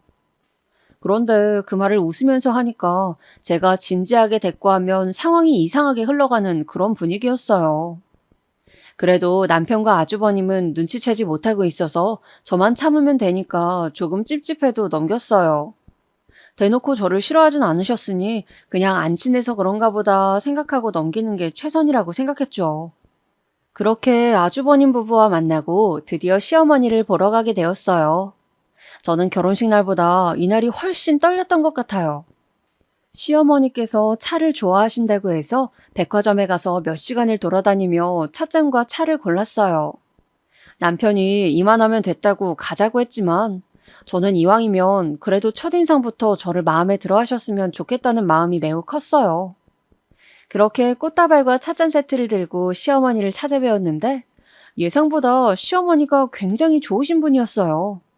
제가 인사하러 딱 들어가고 처음 눈이 마주쳤는데 굉장히 인자하게 저에게 웃어주셨어요. 저는 아직도 그 웃음이 기억이 날 정도랍니다. 남편 말로는 시어머니는 웬만한 일에 화를 내지 않으신다고 했거든요. 그 말이 정말 사실인 것 같았어요. 정말 차분하신 성격이었고 말씀하시는 것도 나긋하셨어요. 그리고 제가 주눅 들어있는 게 눈에 보였는지 저에게 이렇게 말씀하셨어요. 너무 걱정하지 말아요. 나는 우리 아들하고 결혼해줘서 고맙다는 말을 오히려 하고 싶어요. 저 말을 듣는 순간 저는 마음속으로 결정했어요. 아, 정말 이 사람과 결혼해야겠다고요. 솔직히 결혼하신 분들은 이해하실 텐데 좋은 남편 세상에 많잖아요. 남편감으로 괜찮은 사람 만나는 것보다 제대로 된 시어머니 만나는 게 정말 힘들어요. 그것도 홀시모는 정말 신중하게 결혼 결정하라는 말 저도 결혼 준비하면서 많이 들었어요. 하지만 우리 시어머니는 정말 친절하셨고 이런 집에 시집을 가게 된다면 정말 행복하게 잘 살 수 있겠다고 생각했어요. 물론 형님이 걸리긴 했어요. 제가 친언니가 있는데 언니도 똑같이 남편이 형제거든요. 언니는 언니가 형님 입장인데 동서랑 뭐만 하면 비교가 된다고 하더라고요. 그래서 저한테 형님이 은근 신경전을 벌일 수도 있으니 조심하라고 했어요. 그래도 어차피 결혼하게 된다면 형님은 별로 안 봐도 될 수 있으니 그대로 결혼하게 되었어요. 하지만 형님이 저에게 적대적인 것과는 별개로 제가 혼자 걱정된 것도 있었어요. 남편, 아주버님, 형님 셋 다 서울에서 대학을 나오셨어요. 그런데 저는 고등학교만 졸업했으니 그게 계속 마음에 걸리더라고요. 시어머니가 저를 탐탁지 않아 하실 수도 있으니까요. 하지만 다행히 시어머니는 그런 부분은 문제가 되지 않는다며 사람 됨됨이가 중요하다고 해주셨어요. 정말 다행이라고 생각했어요. 그렇게 양가 상견례를 하게 되었고 결혼식 날까지 아주 순조롭게 진행이 되었어요. 그리고 남편과 저는 신혼여행을 제주도로 다녀왔어요. 신혼여행에서 돌아와서 양가 인사를 가게 되었는데 시댁에 가니 아주버님과 형님도 와 있더라고요. 남편과 제가 제주도에서 출발하면서 선물을 사왔었는데 형님에게는 목걸이를 선물했었어요. 형님은 그냥 아무 말이 없었어요. 선물해준 우리가 무안할 정도로요. 그래도 그냥 기분 탓이라고 넘겼습니다. 시어머니는 저희가 준 선물을 매우 좋아해 주셨어요. 저는 시어머니가 좋아하시니까 됐다고 넘겼죠. 그런데 그날 제가 설거지를 하려고 부엌에 갔는데 형님이 저를 따라오더라고요. 그리고 저한테 이렇게 말했어요. 동서, 목걸이 근데 너무 촌스럽다. 저는 정말 너무 당황스러웠어요. 그리고 너무 민망해서 얼굴이 새빨개졌어요. 아, 마음에 안 드세요? 나 마음에 안 든다고 말 안 했는데? 동서 되게 무섭다. 말을 막 지어내네? 제가 당황해서 허둥지둥하니 형님은 그냥 다시 부엌을 나갔어요. 그날 무슨 정신으로 설거지를 했는지 모르겠습니다. 그리고 남편에게 있었던 일을 다 말했어요. 남편은 형수 그렇게 안 보였는데 정말이냐고 묻더라고요. 저는 그때 든 생각이 그냥 나만 조용히 하면 지나갈 일이라고 생각했어요. 그래서 그냥 얼버무리고 형님이 저한테 그럴 때마다 그냥 꾹 참았어요. 왜냐면 그냥 그때는 그게 맞다고 생각했어요. 그리고 그냥 최대한 무시했습니다. 제가 저기에 대꾸하면 저만 이상한 사람이 되는 것 같았거든요. 그리고 형님이 정말 얄미웠던 건 꼭 시댁 식구가 있으면 저런 말을 하지 않았어요. 시어머니, 아주버님, 하다못해 저희 남편이 있으면 그냥 저에게 그럭저럭 잘 대해줬어요. 그러니 제 속만 터졌던 거예요. 그래도 제가 무시하고 지낼 수 있었던 것은 다 남편과 시어머니 덕분이에요. 남편은 저한테 정말 잘했거든요. 시어머니도 인간적으로 정말 좋으신 분이세요. 아무래도 옛날 분이시니까 어느 정도 고지식한 면은 분명 있으세요. 하지만 억지를 부리시거나 혹은 말도 안 되는 요구를 하진 않으세요. 또 시집살이는 절대 시키지 않으셨어요. 그래서 기분이 나빠도 딱 시어머니와 남편만 보고 살았죠. 완벽한 결혼 생활은 있을 수 없으니까요. 그리고 우리가 결혼하고 형님은 바로 임신을 했어요. 아무래도 임신을 해서 그런가 저를 봐도 그때는 딱히 뭐라 안 하더라고요. 저야 너무 좋았죠. 그렇게 형님은 아이를 낳게 되었고 여자아이였는데 형님이 정말 공주처럼 키우더라고요. 저도 아이는 죄가 없으니 많이 놀아줬어요. 그리고 우리 부부에게도 곧 아기 천사가 찾아왔어요. 아기가 생기고 나니 형님은 신경도 쓰이지 않았어요. 저는 딱 아이가 생겼을 때 정말 세상을 다 가진 기분이었습니다. 남편도 굉장히 기뻐했죠. 우리 친정에서도 정말 좋아하셨어요. 저는 여기저기 정보를 물어 태교에 좋다는 것은 다 찾아다녔어요. 우유를 먹으면 아이가 하얘진다길래 우유를 얼마나 마셨는지 몰라요. 그리고 클래식 음악을 들으며 책을 읽으면 아이가 똑똑해진다고 해서 그것도 정말 많이 했어요. 남편과 임신에 관한 아주 두꺼운 책을 저녁마다 같이 읽었습니다. 이렇게 태교에 전념하고 아이가 태어났어요. 아이는 여자아이였어요. 저 당시에 우리 딸이 세상에 나올 때는 정말 남아선호 사상이 심했을 때예요. 요즘은 말을 들어보니까 여자아이를 훨씬 선호한다고 하더라고요. 하지만 저 때는 정말 남아선호 사상이 심했어요. 더군다나 아주버님과 형님의 첫 아이도 여자아이라서 시어머니가 기뻐하지 않으시면 어쩌지 걱정하기도 했어요. 하지만 우리 시어머니는 저에게 오히려 수고했다고 해주셨어요. 물론 그 뒤에서 어땠는지까지는 저도 모르겠어요. 하지만 적어도 저에게 뭐라고 하진 않으셨어요. 그런데 정말 웃긴 건 형님이었어요. 본인도 딸을 낳았으면서 저에게 그러더라고요. 동서가 아들을 낳아서 대를 이었으면 좋았을 텐데 아쉽다. 그러는 본인이 남자아이를 낳아서 대를 이으면 되는 거 아닌가요? 출산하고 정신없었을 때 찾아와서 하는 첫 마디가 저 말이었어요. 제가 임신 전에는 그냥 저만 참으면 되니까 참았지만 아이를 낳고 나니까 아이한테 뭐라고 하는 말은 절대 넘기지 못하겠더라고요. 그래서 저도 저 때는 한마디 했어요. 형님이 낳으시면 되잖아요. 제가 저렇게 대답할 줄 몰랐는지 형님은 어이없다는 표정으로 저를 바라보더라고요. 지금 뭐라 그랬어, 동서? 남자아이는 형님이 낳으시면 되잖아요. 형님도 딸 낳으셨으면서 저한테 왜 그러세요? 제가 저렇게 형님한테 대놓고 뭐라 한 건 처음이거든요. 심하게 당황한 게 눈에 보였어요. 저 때 저희 주변에 아무도 없었거든요. 그래서 저는 오히려 그게 다행이라고 생각했습니다. 또 그렇게 한 방 먹이니까 속도 후련하더라고요. 저는 그래서 속으로 이제 날 안 건들겠네 라고 생각했어요. 하지만 그건 저의 오산이었죠. 형님은 저 이후로 더 괴롭힘이 집요해지기 시작했습니다. 형님은 원래도 자기가 박사인 것에 대해 엄청난 자부심이 있었어요. 그런데 전날 이후로는 그걸 굉장히 티를 많이 내기 시작했죠. 학벌에 대한 자부심이 정말 굉장히 강했어요. 시댁 모임이 있을 때마다 저는 모르는 서울 대학 생활에 대해 많이 말하더라고요. 그러면서 본인이 박사 과정을 얼마나 힘들게 겪었는지 말해주더라고요.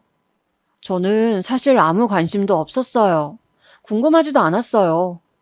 매번 똑같은 말로 저러니까 너무 지겹더라고요. 그래서 형님이 저럴 때마다 우리 딸하고 둘이 놀았어요. 그런데 정말 웃긴 건 형님은 제가 일부러 자리를 피하면 옆으로 따라오더라고요. 얘 현지야, 모르는 거 생기면 큰엄마한테 물어봐. 큰엄마는 박사잖아. 저렇게 말하는데 어찌나 얄미웠는지 몰라요. 아이를 낳아 길러보신 분들은 아실 텐데 아이들이 한창 질문을 많이 할 때가 있어요. 그냥 정말 아이들은 별걸 다 궁금해하구나 그때 처음 알았죠. 아무래도 나이가 비슷하니까 시댁에 가면 시조카와 우리 딸은 같이 놀았었거든요. 그런데 제가 아이들과 놀아주며 그냥 기본 상식을 알려주면 형님은 꼭 시조카에게 이렇게 말했어요. 작은 엄마가 그렇게 말했어? 궁금한 게 생기면 엄마한테 물어봐야지. 엄마는 박사잖아. 저 말을 들으면 제가 괜히 민망해지더라고요. 자기가 박사라는 걸 어찌나 자랑하던지. 어느 날은 딸이 저에게 그러더라고요. 큰엄마 이름이 박사야? 정말 박사를 얼마나 말했으면 딸이 저에게 저랬겠어요? 전날 남편과 얼마나 둘이 웃었는지 몰라요. 형님은 그게 부끄러운 행동인지도 모르는 것 같았어요. 그리고 일부러 저는 모르는 내용으로 말하더라고요. 저도 대학을 안 나왔지 바보는 아니잖아요. 그래도 나름 직장 생활도 오래 했었거든요. 아, 형님은 이 부분에서 제가 마음에 안 들었을 수도 있을 것 같아요. 왜냐면 형님은 공부는 오래 했지만 직장에서 일했던 경험은 없거든요. 그래서 신혼 때 시어머니가 저와 남편에게 요즘 직장은 괜찮냐고 물어보면 표정이 매우 안 좋더라고요. 형님이 생각할 때 저는 대학을 나오지 않았는데 직장 경험이 있으니 안 이뻤나 봐요. 그러니까 계속 자기가 박사라는 걸 내세웠던 것 같아요. 자기가 생각할 때 저보다 잘난 게 저 부분인 것 같았습니다. 그런데 저는 제가 대학을 나오지 않았지만 남편은 저를 사랑하고 시어머니도 뭐라 안 하시고 우리 시대에는 대학을 나오지 않은 사람이 많아서 정말 괜찮았거든요. 그리고 저는 딸아이를 낳고 나서는 직장을 그만두게 되었어요. 형님은 그때 자기가 저를 이겼다고 생각했나 봐요. 되게 의기양양해 보였어요. 그런데 저는 사실 형님이 저럴 때마다 예전엔 기분이 나빴다면 날이 갈수록 그냥 웃기더라고요. 왜냐면 왜 저렇게 행동하시는지 너무 잘 알 것 같아서 그랬던 것 같아요. 그래서 그냥 최대한 무시하며 지냈습니다. 그리고 사실 육아하느라 정신이 없기도 했죠. 저는 대학을 나오지 않았지만 딸은 대학에 갔으면 싶더라고요. 제가 대학을 나오지 않아서 그랬다기보단 그냥 남편을 보니 확실히 대학에 가면 기회가 더 많더라고요. 저는 사랑하는 우리 딸이 인생을 살면서 많은 기회를 접했으면 좋겠더라고요. 그리고 남편과 저는 서울에서 거주했기 때문에 이왕이면 서울에 있는 대학을 갔으면 좋겠더라고요. 그래서 딸아이가 어릴 때부터 교육에 관심이 많았습니다. 형님도 박사라서 그런가 시조카 교육에 아주 관심이 많았거든요. 그런데 저는 형님에게 정보를 물어보긴 싫어서 절대 물어보지 않았습니다. 그런데 제가 묻기도 전에 어찌나 자기 딸을 저에게 자랑했는지 몰라요. 우리 지연이는 영어 유치원 나왔잖아. 그래서 그런가? 외국인 만나도 말을 정말 잘해. 저번에는 길 가다가 외국인을 만났는데 글쎄 얘가 길을 알려주더라. 동서도 현지 영어 유치원 보낼 거면 미리 알아봐. 그런 데는 미리 알아봐야 하는 거 알지? 지금 찾아보면 늦을 텐데 어떡해. 우리 애처럼 자유롭게 말할 수 있어야 정말 좋거든. 저도 우리 딸을 영어 유치원에 보내려고 정말 많이 알아보고 있었는데 정말 어이가 없더라고요. 형님, 우리 현지도 영어 유치원 보낼 거예요. 이미 알아봤어요. 어머, 그래? 근데 동서 그거 알아? 영어 유치원 다닌다고 다가 아니야. 집에서도 많이 영어로 말해야 늘어. 나야 박사니까 가능하지만 동서는 어떡해? 그건 제가 알아서 해요. 거기까지 신경 써주시다니 참 고맙네요. 아니야, 고맙긴 뭘. 궁금한 거 있으면 언제든 물어봐. 나는 박사잖아. 정말 형님과 대화하면 너무 화가 나더라고요. 남편과 저는 잘 싸우는 편이 아니었는데 제가 형님을 만나고 돌아오면 자주 싸우게 되더라고요. 저를 대놓고 무시하니까 저도 가만히 당하고 있긴 싫으니까 대응해주게 되는데 에너지 소모도 너무 컸어요. 평소에 저를 건드는 말만 한다면 저는 늘 그랬듯 언제든지 무시가 가능했을 것 같아요. 그런데 아무래도 아이와 관련된 내용이 나오면 저도 모르게 대꾸가 나오더라고요. 그걸 아는지 형님은 아이 교육에 관련된 내용을 자기가 나서서 말하더라고요. 그리고 아무래도 형님 딸과 우리 딸의 나이 차이가 크지 않아서 비교도 많이 되었어요. 성적에 대한 비교는 아이들이 학교가 높아질수록 심해졌죠. 저는 원래 남과 비교를 많이 하는 성격이 아니에요. 그런데 시댁에 모일 때마다 형님은 우리 딸한테 성적이 어느 정도인지 계속 물어보더라고요. 제가 중간에 나서서 그런 건 물어보지 말라고 하면 형님은 늘 이렇게 대답했어요. 어머, 성적 별로인가 보다. 정말 황당하더라고요. 그리고 시댁에 갈 때마다 큰엄마가 저렇게 나오니까 우리 딸도 형님을 만나기 싫어하더라고요. 명절 때나 시어머니 생신 때는 다 같이 모여야 하니까 제가 미리 딸한테 이번 주말에는 큰 집에 가야 한다고 말하거든요. 그럼 그럴 때마다 딸은 가기 싫다고 했어요. 그런데 저 같아도 정말 가기 싫을 것 같았어요. 완전히 어릴 때는 아무 생각 없이 대답했겠지만 딸아이가 사춘기에 들어가서도 그러더라고요. 그 나이 때는 비교에 굉장히 예민하잖아요. 그리고 사실 시조카가 우리 딸보다 공부를 잘하긴 했어요. 그래도 저는 아무 상관이 없었습니다. 시조카가 공부를 잘하는 건 맞지만 우리 딸이 그렇다고 공부를 못하진 않았거든요. 저도 물론 딸이 좋은 대학에 진학하면 좋을 것 같아서 어릴 때부터 교육에 관심이 많았습니다. 하지만 저는 공부보다 중요한 것은 인성이라고 생각해요. 서울대에 가더라도 저는 인간적으로 우리 딸이 정말 잘된 사람으로 자라길 바랐어요.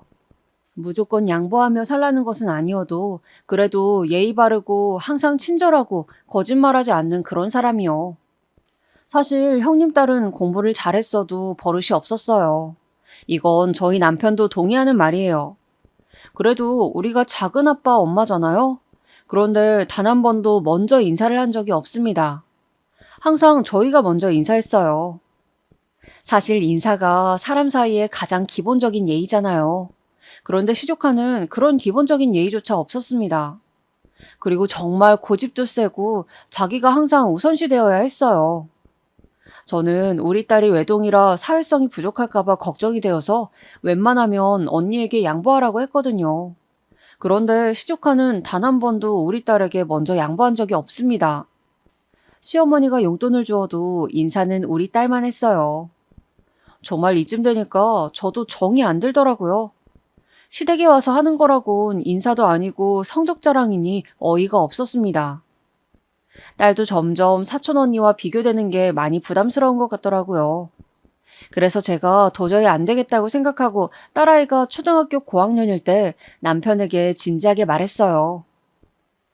현지가 시댁에 가면 형님이 자꾸 성적 물어봐서 스트레스를 받아.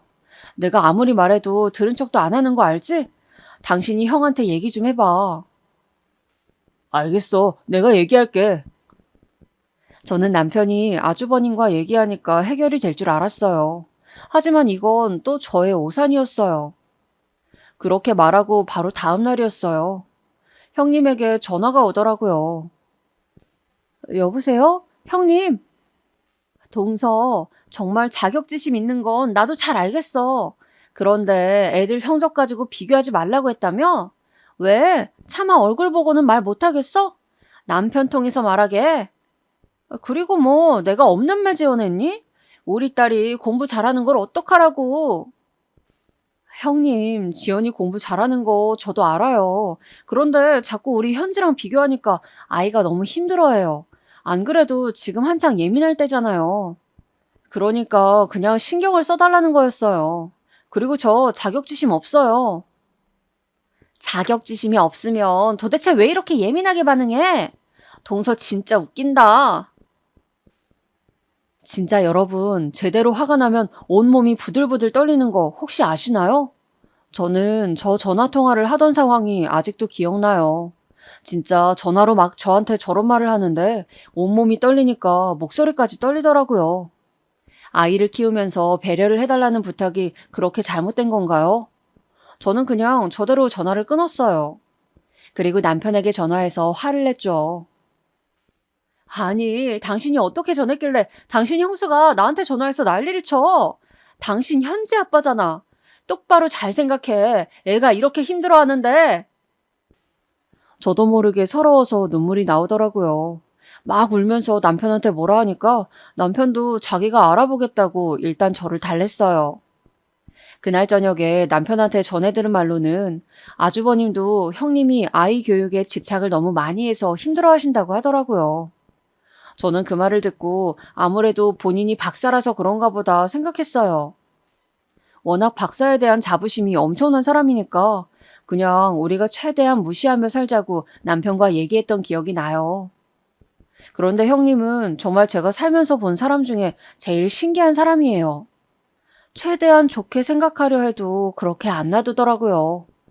그래도 제가 저렇게 전화로 형님하고 얘기한 이후엔 시댁에서 공부 얘기가 나오면 남편하고 저는 최대한 말을 돌리거나 대답하지 않았어요. 그래서 약간 잠잠해지긴 했죠.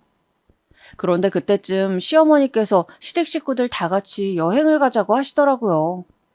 제 기억에 그때 명절이 되게 길었던 기억이 나요. 시어머니께서는 손녀들도 어느 정도 자랐으니 본인이 정정하실 때 여행을 가고 싶다고 하셨어요. 며느리들은 다 공감하실 텐데 시어머니가 아무리 좋아도 여행을 같이 가는 건 얘기가 다르잖아요. 그리고 사실 우리 가족은 여행을 굉장히 좋아했어요. 해외도 1년에 한 번은 셋이 무조건 갔고 시간이 나면 국내 여행도 굉장히 자주 갔어요. 또 딸이 캠핑을 좋아해서 주말에 일부러 시간을 내서 남편과 같이 캠핑도 자주 다녔죠. 그리고 이 사실을 시댁 식구들도 잘 알고 있었습니다. 아니나 다를까 시어머니가 여행 얘기를 꺼내자 형님이 말했어요. 어머니, 저도 정말 가고 싶어요. 여행은 동서네가 자주 가니까 전문이잖아요. 믿고 맡기면 되겠어요. 동서 잘 부탁해. 평소에 워낙 여행 자주 가잖아. 정말 사람이 너무 얄밉지 않나요? 남편과 집에 돌아와서 많은 얘기를 했어요. 저는 사실 시댁 식구들은 형님만 제외하면 그래도 다들 좋은 사람들이라 괜찮았거든요. 남편이야 사실 본인 엄마와 형인데 싫을 이유가 없잖아요.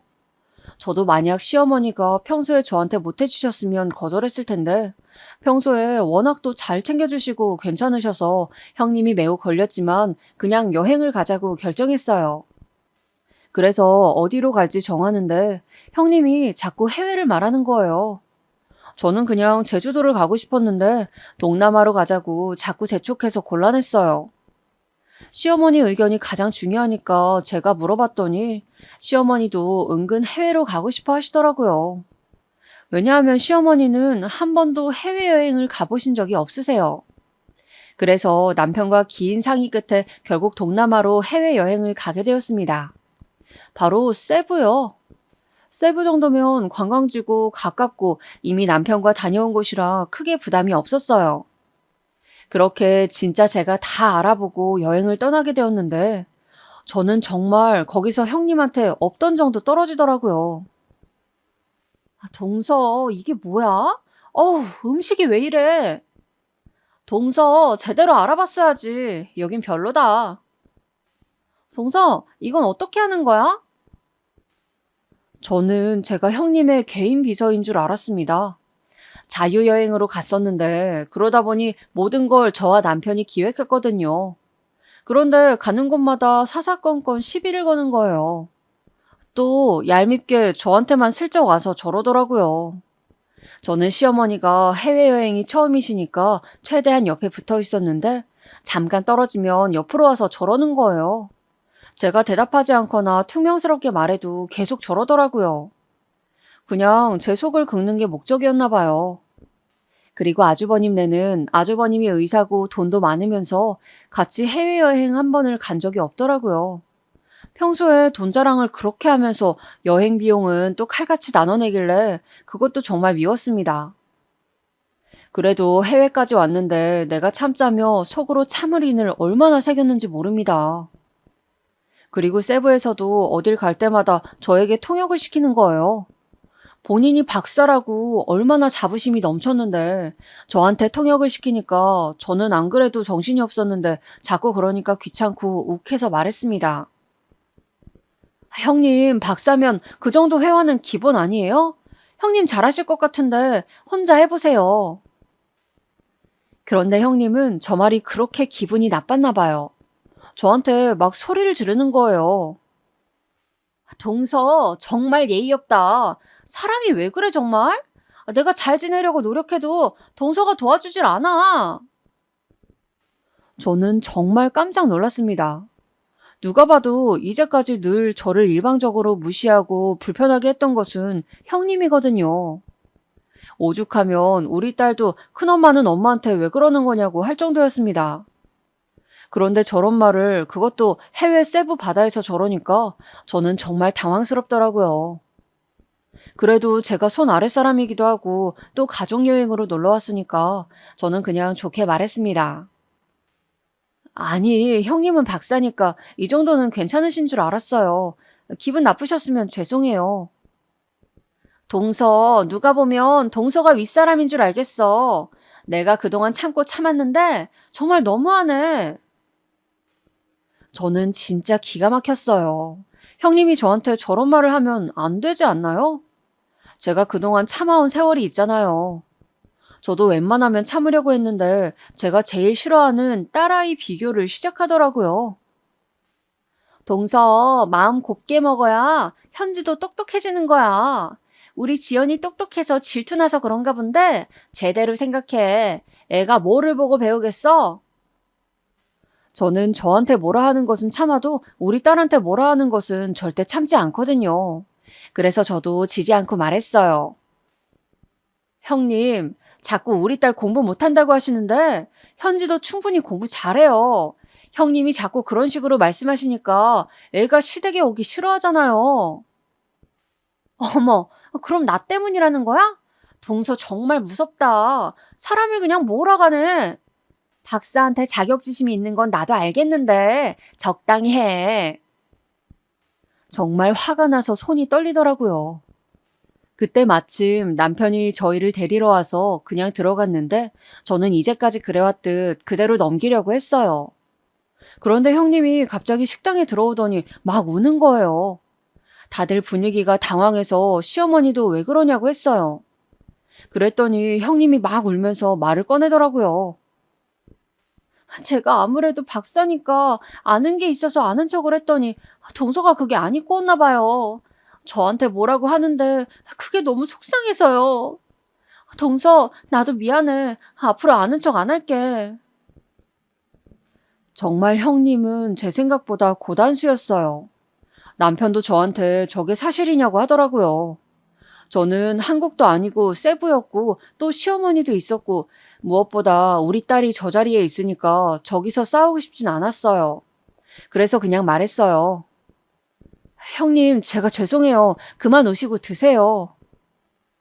정말 저도 똑같이 울고 싶었지만 그럼 똑같은 사람이 되는 거잖아요. 그래서 그냥 그렇게 무마하고 아주 어색한 상황에서 밥을 먹었습니다. 그리고 숙소로 돌아와 울면서 남편에게 하소연했어요. 내가 세부까지 와서 형님 저러는 거 받아줘야 하냐고 하니 남편이 그럼 아까 그 자리에서 뭐라 한마디라도 하지 그랬냐고 하더라고요. 어떻게 보면 저 말이 정답인데 그게 그렇게 저는 또 속상하고 서럽더라고요.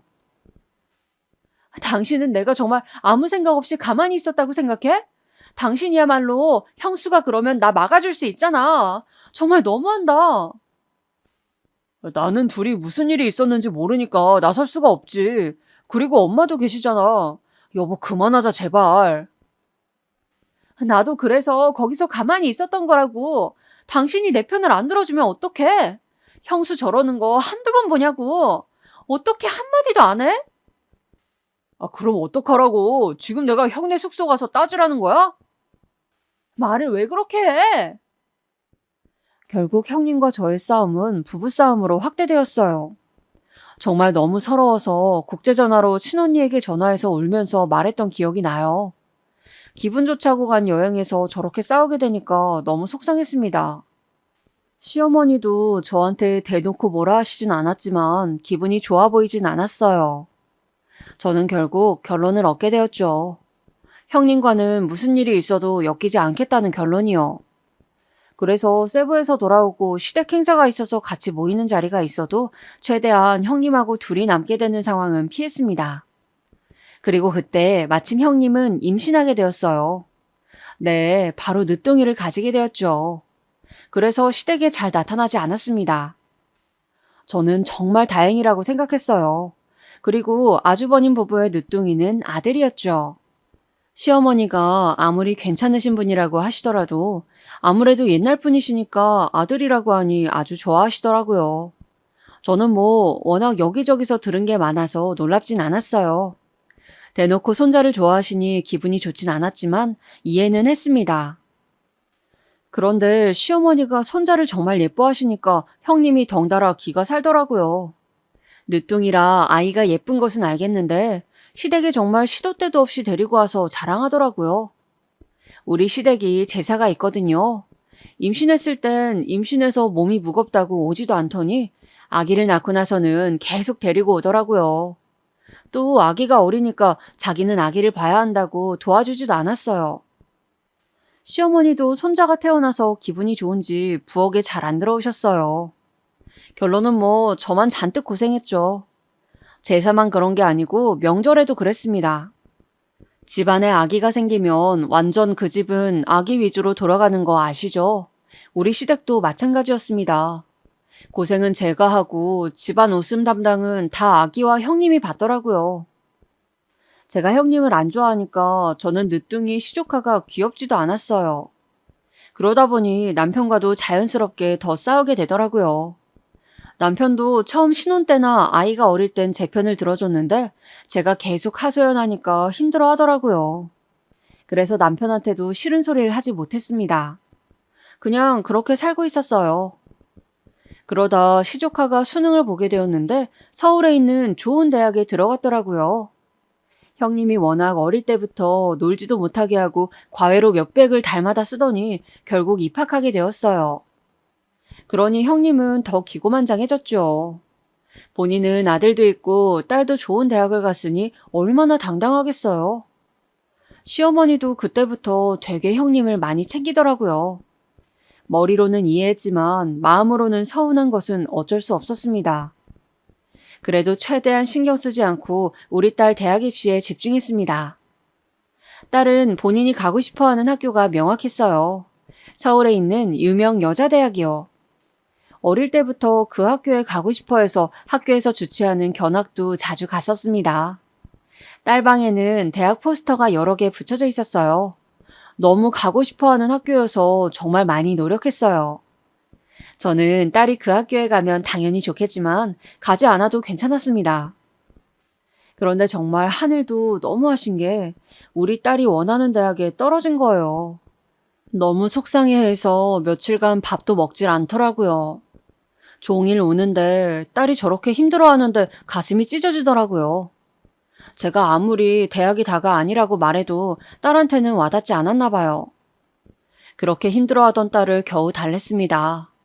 네가 원하면 재수를 하라고 했더니 알겠다고 하더라고요. 그래서 재수를 결정하고 마무리되나 싶었어요. 그런데 설날이라 시댁에 갔더니 역시나 형님이 물어보더라고요. 동서, 현지 대학은 어떻게 됐어? 재수해서 간다고 하더라고요. 다른 학교엔 붙었는데 마음에 안 든대요. 어머, 엄마 닮아 돌대가리인가 보네. 뭐라고요? 장난이야. 뭘 그렇게 화를 내? 진짜 사람이 왜 저러나 싶었어요. 제가 너무 화나서 형님을 노려봤더니 장난인데 왜 이렇게 예민하냐고 하더라고요. 형님, 말 예쁘게 하세요. 정말 왜 그러세요? 동서야말로 윗사람한테 예의 지켜. 지금 뭐 하는 거야? 부엌에서 저희가 큰 소리가 나자 시어머니가 들어오셨어요. 너희 왜 그러니? 아니, 현지 대학 떨어졌대서 내년을 노리면 된다고 했더니 갑자기 화를 내길래요. 무섭네요, 어머니. 형님이 우리 현지 저 닮아서 돌대가리라고 했잖아요. 왜 맨날 없는 말을 지어내세요? 이것 보세요. 제가 그래도 손 윗사람인데 정말 너무 무서워요. 둘 다 그만해라. 정말 내 앞에서 뭐 하는 거니? 시어머니도 화를 내시더라고요. 저는 정말 억울하고 속이 터져서 그 자리에 있고 싶지도 않았어요. 형님이 저러는 거야 뭐 한두 번이 아니었지만 시어머니도 나중엔 은근 형님 편을 들더라고요. 제가 아랫사람이니까 속이고 들어가라 하길래 시어머니한테도 정말 서운했어요. 막말을 들어도 결국 저는 아들도 없고 아랫사람이라는 거죠. 아이를 키우다 보면 아무래도 이런저런 일이 많이 생기는데 그것보다 중요한 게 인성이라고 시어머니가 저에게 그러더라고요. 저는 그 말을 형님에게도 했는지 궁금했어요. 저는 정말 공부보다 인성이 중요하다고 생각하거든요. 형님은 제가 아는 사람 중에 인성이 가장 별로였습니다. 시조카들도 콩 심은데 콩 난다고 정말 인성이 별로였습니다. 그래도 우리 딸은 재수하게 되었지만 참 예의 바르고 착하거든요. 동네에서도 어른들이 얼마나 예뻐하시는지 몰라요. 학교 선생님들과 학원 원장님도 이렇게 예의 바른 아이가 없다고 칭찬을 많이 해주세요. 그런데 저한테 인성이 먼저라고 하니까 시어머니에게 너무 서운했어요. 물론 시어머니도 형님이 저렇게 말한 것을 모르시니까 이해는 했어요. 그래도 남편은 형수 진짜 이해가 가지 않는다고 하더라고요. 형님은 저 이후에 저 공부에 집착하기 시작했어요. 첫째는 명문대에 갔으니 둘째도 보내고 싶었나 봐요. 제가 봐도 좀 심하게 공부 압박을 하더라고요. 그런데 첫째와는 다르게 둘째는 형님이 원하는 수준에 도달하지 못했나 봐요. 시댁에 와서도 공부를 계속 시키더라고요. 저는 물론 시선도 주지 않았습니다. 그러다 시어머니의 생일잔치가 있었어요. 형님과 저렇게 몇 번의 다툼 끝에 저는 생일과 명절에만 시댁을 방문하고 있었습니다. 그런데 시어머니의 생일잔치를 고급 한정식 집에서 했거든요. 형님이 거기까지 와서 시조카에게 영어 공부를 시키는 거예요. 잔치까지 와서 저러니까 사실 그걸 지켜보는 것도 불편했습니다. 그런데 공부를 하는 시조카는 오죽했겠어요? 게다가 아직 어리니까 더 참기 힘들었을 거예요. 결국 시조카가 공부하기 싫다고 하더라고요. 형님은 그럼 그 학습지까지만 풀라고 했어요.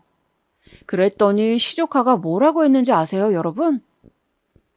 나 공부하기 싫다고. 그냥 나도 엄마처럼 고등학교만 나오면 안 돼? 저는 순간 제가 잘못 들은 줄 알았어요. 혹은 시조카가 장난치는 줄 알았어요. 그런데 형님 반응이 이상하더라고요. 갑자기 너무 당황하더니 시조카의 입을 틀어막는 거예요. 제가 보다가 어이가 없어서 말했어요. 형님, 박사라고 하지 않으셨어요? 저게 무슨 말이에요? 시조카가 입을 막은 형님의 손을 떼더니 말했어요. 우리 엄마 고등학교만 나왔는데요? 고등학교만 나와도 박사를 할 수 있어요? 형님, 저게 진짜예요? 그럼 그동안 저를 속이신 거예요? 형님은 심하게 당황하더라고요. 누가 봐도 거짓말을 한 사람 같았어요. 저는 그 순간 화가 나기보단 정말 너무 어이가 없어서 가만히 있었죠. 그럼 도대체 제가 몇십 년 동안 고졸이라고 무시당했던 게 뭐가 되는 건지 어이가 없더라고요. 아니야, 우리 아들이 장난치는 거야. 여보, 제발 그만해. 당신 아직도 박사라고 하고 다녔어? 형님은 필사적으로 아니라고 했는데 아주버님이 나서더라고요. 알고 보니 형님은 박사가 아니었어요. 저처럼 고등학교만 나왔다고 하더라고요. 결국 형님과 아주버님은 그 자리에서 싸우더라고요. 형님은 지금 여기서 왜 이러냐고 그러고 아주버님은 이제 제발 그만하라고 하고 둘이 난리가 아니었어요. 저는 사실 제가 꿈을 꾸는 줄 알았어요. 정말 너무하더라고요. 그동안 내가 무시당한 게 뭐가 되나 싶었죠. 형님은 결국 자기 아들한테 소리를 지르더라고요. 엄마 망신시키니까 좋아? 네가 공부를 잘했으면 되잖아. 시조카는 놀라서 울고 시어머니도 화나서 제대로 말해보라 하시고 잔치가 아니고 무슨 저는 소싸움 보는 줄 알았어요. 전쟁통도 이것보단 조용할 것 같았어요. 아니 형님 제대로 말해보세요. 이게 무슨 말이에요? 형이 말해봐. 형수 박사 아니야? 동서, 박사가 그렇게 중요해? 도대체 왜 이렇게 반응해? 이제까지 우리를 속인 거야?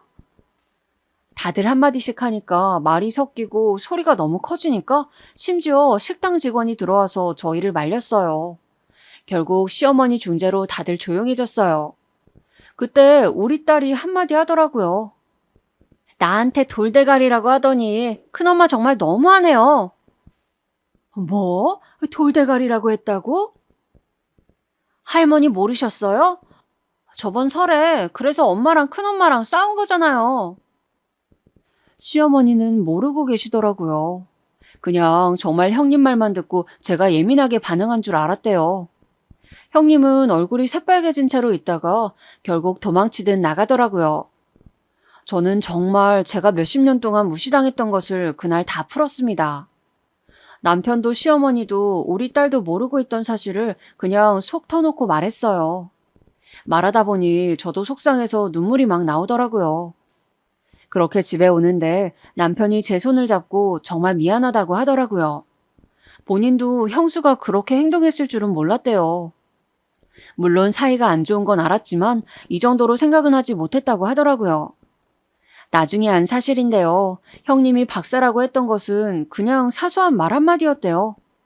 결혼 허락을 받으러 올 때 무심코 내뱉었던 말이 이렇게 커질 줄 몰랐다고 하더라고요. 순간 내뱉은 말이 평생을 그렇게 살게 한 거죠.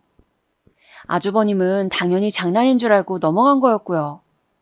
장난으로 집에서도 본인이 박사라고 하니까 남들한테도 그렇게 진지하게 말하고 다닌 줄 몰랐다고 하더라고요. 또 사실 아주버님은 의사여서 정말 바빴어요. 그래서 시댁 행사가 있어도 잘 오지 않으셨죠. 보통 형님만 온 적도 많아요. 그러니 모를 것 같기도 했어요. 형님은 사소한 말 한마디가 커지고 커져서 본인도 그 거짓말이 감당이 안 되는 지경이더라고요. 말한 게 있으니 아니라고 하기에도 애매해서 해명할 순간을 놓친 것 같다고 남편이 그러더라고요. 결혼식 전에는 해명해야지, 아기를 낳기 전에는 해명해야지 하면서 점점 늦춘 게 이 지경까지 왔다고 했어요.